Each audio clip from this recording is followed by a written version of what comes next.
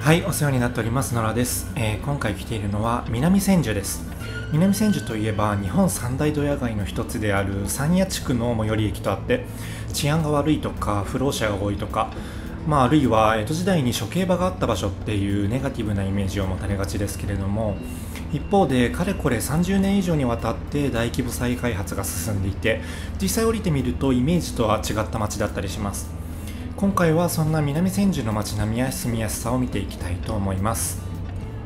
東口を出ると目の前にマクドナルドと、あと並んで三徳っていうコンパクトなスーパーがあります。そこまで大きくはないんですけど、駅目の前にあって、あと深夜1時まで営業してるんで利便性が高いですね。南千住はざっくり東と西で分かれていて、東側が再開発が目覚ましいエリアで、西側は下町感が残っている古くからのエリアっていう感じですね。まずは再開発が進む東側から見ていきます。そして少し歩いて上を走っている日比谷線の下をくぐると、再開発された南千住の街並みが広がりますね。大型商業施設にタワーマンションが並ぶ風景、なんか過去に紹介した武蔵小杉とかと同様で、再開発エリアの独特の街並みっていう感じですね。南千住の再開発は1987年以降、ここ東側の塩入地区を中心に30年以上も続いていて、今でも発展し続けています。で、2005年にはつくばエクスプレスが開業したことでアクセスの利便性も高まって、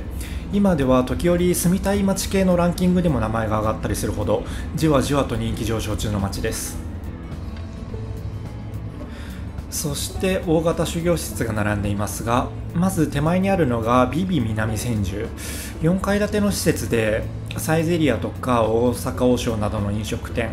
あと外科内科歯科薬局などクリニックなどが勢ぞろいしているのと、あとスポーツジムも入ってますね。クリニック系が一通り揃ってるんで、体調面で困った時に頼りになる施設です。そして道路挟んで向かいにはロイヤルホームセンターっていう大和ハウスが運営する大きなホームセンターができました。あんま聞きなじみないんですけど、ロイヤルホームセンターって大阪を拠点にしている会社なんで、東京ではまだ現時点でこことあと足立区に1店舗の計2店舗しか展開してないみたいですね。そしてその奥にはララテラス南千住っていうショッピングモールがあります。島村とかユニクロ、西松屋、あと ABC マート、書店などのショッピング店舗から、あとくら寿司とか大戸屋、ミスドっていったみんな大好きな飲食店も入っています。また1階にはリブレ京成っていうスーパーが入っているんですけど、スーパー内の魚売り場に角上魚類っていう専門の魚屋さんが入っていて、ここが売り場に卸している魚やお寿司がめちゃくちゃ美味しいことで有名です。なかなか見ないような種類の魚も並んでましたね。なんかわざわざここの魚を買いに南千住まで足を運ぶ人もいるくらいだそうです。で、これらの商業施設で生活用品とか食料品、飲食店、クリニックなど暮らす上で必要なものは全て揃いますね。贅沢を言えば映画館などのアミューズメント系のお店があればなって感じでしょうか。夜系のお店も含めて遊びたいのであれば、北を流れている隅田川を越えれば隣町の北千住っていう混沌とした町にすぐ行けます。北千住は以前に動画で紹介してるんで、興味があればぜひそちらもご覧ください。概要欄にリンク貼っておきます。そしてララテラスまでで商業ゾーンは終わりで、この先からはもう住宅エリアになります。ララテラスに隣接してタワーマンションが建ってますね。こちらはリバーハープタワー南千住っていう UR のタワーマンションです。家賃調べてみると 1K だと10万から12万円くらい、 1LDK で16から18万くらい、 2LDK で18万から23万くらいっていう感じでしたね。もうこっちの再開発されたタワマンエリアは南千住の中では完全に独立している感があるっていうか、ここだけ街並みも人種も全然違いますね。以前に紹介した武蔵小杉も再開発でタワマンが乱立したエリアと、あと昔からの先住民のエリアとではギャップがありましたけど、ドヤ街とタワマン街が隣り合わせの南千住のギャップはもうそれ以上です。さて、街並みに目を戻すと、通り沿いは道も広めで緑もあって綺麗ですね。初夏の暖かみも相まって歩いていてすごい気持ちいいです。やっぱり再開発されたエリアなんで大規模な集合住宅が連なってますね。再開発って言ってももう30年以上やってるわけで、全てが築浅でピカピカっていう感じでもないです。歩いてる人たちを見ると小さい子連れのお母さんと、あとお年寄りがとても多い感じですね。南千住は、ちょっと近寄ったらまずそうなおじさんとかまあまあ出没しがちなんですけど、こっちの塩入りエリアではそういう人もあんま見かけず治安もいいです。南千住といえばドヤ街っていうイメージに引きずられてる人は、ここの塩入り地区なんか見たら今の南千住ってこんななのって驚くと思います。でその、日本を代表するドヤ街である三谷エリアっていうところも最後に行きたいと思います。そして商業エリアの通りをまっすぐ進んでいくと、徒歩10分くらいのところに塩入公園っていう大きな公園があります。ここも再開発によって整備された都立公園で、大きな広場とかテニスコート、バーベキュー場、野外ステージなどが設けられています。ここ災害の時には約12万人を避難させる避難所にも指定されていて、かなり広いですね。そして公園の端は隅田川に面しています。隅田川は川沿いがきれいに整備されているので、散歩したりジョギングしたりして楽しめますね。あと夏には隅田川の花火大会が見えるスポットとしても人気なようです。ちなみに南千住は東と北側で隅田川に接しています。荒川区なのに荒川には接してないんですよね。これなんでかっていうと、今隅田川が流れてるここがもともとは荒川の本流だったからですね。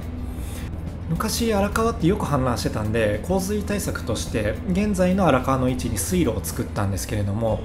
現在ではその後から作った水路の方が荒川っていう風に呼ばれていて、もともと荒川だった本流が隅田川って呼ばれるようになりました。そして公園の横を歩いていますが、パークサイドにも集合住宅が何とも連なっていますね。でここで南千住のアクセス情報と家賃相場について見ておきます。南千住は JR 常磐線と東京メトロ日比谷線、つくばエクスプレスの3路線が通っていて、東京の主要駅へもだいたい20分から30分前後くらいでアクセス可能です。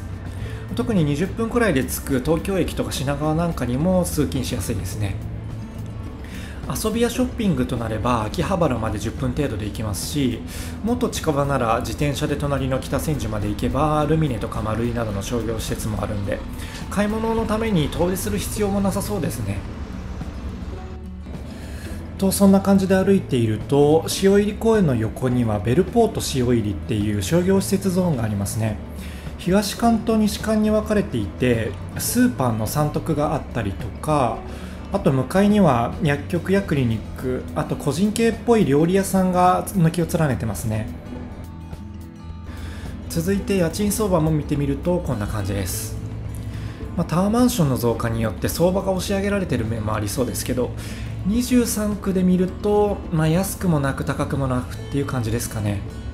昔はお年寄りが多い町だったんですけど、再開発によってタワーマンとか高層マンションが増えたり、あと公園などの子育て環境っていうのが整ったことで、若いファミリー層が徐々に移り住んできてますね。あとビジネスパーソンの一人暮らしもいいですけど、女性の一人暮らしだとエリアによってはちょっと治安面で心配になるかもっていう感じですね。では続いて反対の西口側へ移動します。西口に出るとこんな感じですね。東側の再開発エリアとは全然違う街並みですね。目立つような商業施設もなくて、駅前にパチンコが立っていたりとか、下町感がまだ残っているような感じです。一応駅前にアクレスティ南千住っていう再開発ビルが建っていて、ここにクリニック系とかが並ぶ医療モールが入ってたりとか、あと日高屋とか松屋なんていう飲食店が入ってます。そしてそのアクレスティ南千住の中を通って裏側に抜けると、結構交通量の多い通りに出ます。この通りの向こうからは住宅地っていう感じですね。西側の住宅地はタワマンとか集合住宅ばっかりだった東とは違って、ごくごく普通のマンション、アパートとか戸建てが並んでいます。結構築浅っぽいきれいめな物件もあるんで、東側に比べて下町感が残るとはいえど、なんかこう古く廃れたような感じは全然しないですね。普通に暮らしやすそうな環境ではないでしょうか。僕みたいな庶民にとっては東側みたいなきれいきれいされた再開発エリアよりもむしろこういう住宅地の方が落ち着く気もしますね。そしたら一度先ほどの通りに戻りまして、最後にですね、南千住を南に下って浅草との間あたりにある山谷地区を見に行きます。日本を代表するドヤ街であり、東京のスラム街なんて呼ばれたりすることもあるエリアですね。でこの駅西口側のこの通りですねの南を走っている線路のガード下からこの辺りにかけては昔小塚原処刑場があったって言われているところです。江戸の三大刑場の一つと言われてたそうですね。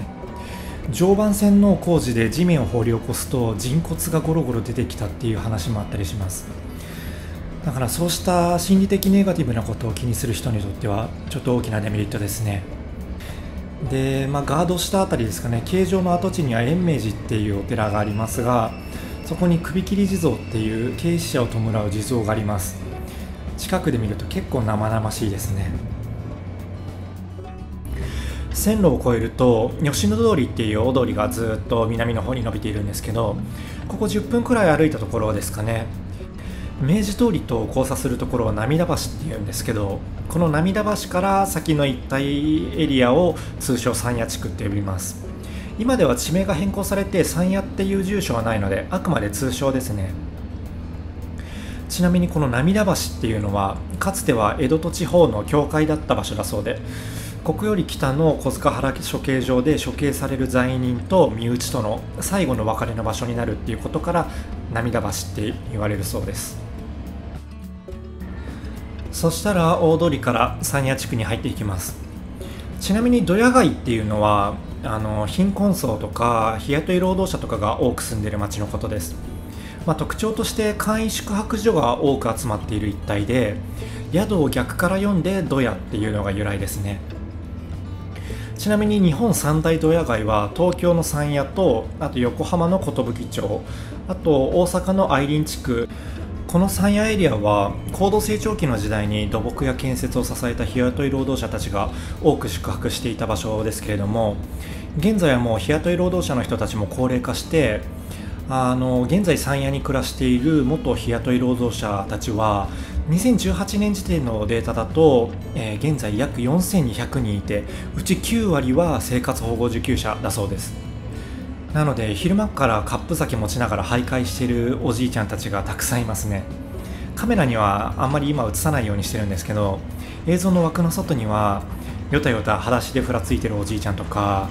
道端で泥酔して寝ているおじいちゃんとか、あと今も後ろから歯がないおじいちゃんがニコニコと笑みを浮かべながらついてきたりとか、個性的な人たちが多数いますね。ちょっと真面目に何されるかわからないような怖さはありますね。女性一人で歩くのはさすがにちょっと危なそうだなっていう感じです。ご覧の通り、通りのあちこちに営業してるのかしてないのかわからない佇まいの簡易宿泊所が立ち並んでいます。だいたい見ると1泊2000円くらいが相場っていう感じですかね。こうした宿は今では海外のバックパッカーたちが利用するケースがすごい増えているそうですね。激安ですし、都心にも比較的近い立地なんで、日本人だとちょっとここはってなるような激安の宿でも外国人のバックパッカーから見ればもう日本っていうだけで十分清潔だし OKOK ってなるんでしょうね。はい、という感じで今回は南千住の街並みや住みやすさを見てみました。ドヤ街とか処刑場があった歴史とか意味嫌われるような要素もありますけど、実際に降り立つと駅周辺は再開発が進む街並みは綺麗ですし、ファミリーも多いし公園や緑もあってすんごい爽やかな雰囲気ですね。ドヤ街に関しても最寄り駅が南千住っていうだけで街中にあるわけではないし、線路を越えて南側に住まなければほとんど無縁かなって思います。そうしたネガティブな要素を差し引いても都心まで20分程度で行けるアクセスの良さとか住宅環境っていうのを見ると住む街としてのニーズは高い街だなって思いましたね。という感じで今回は終わりたいと思います。もし動画をご覧の方で実際に南千住に住んだ経験のある方はぜひ実際の住み心地などコメントで教えてもらえると嬉しいです。ではまた次の動画でお会いしたいと思います。ではでは。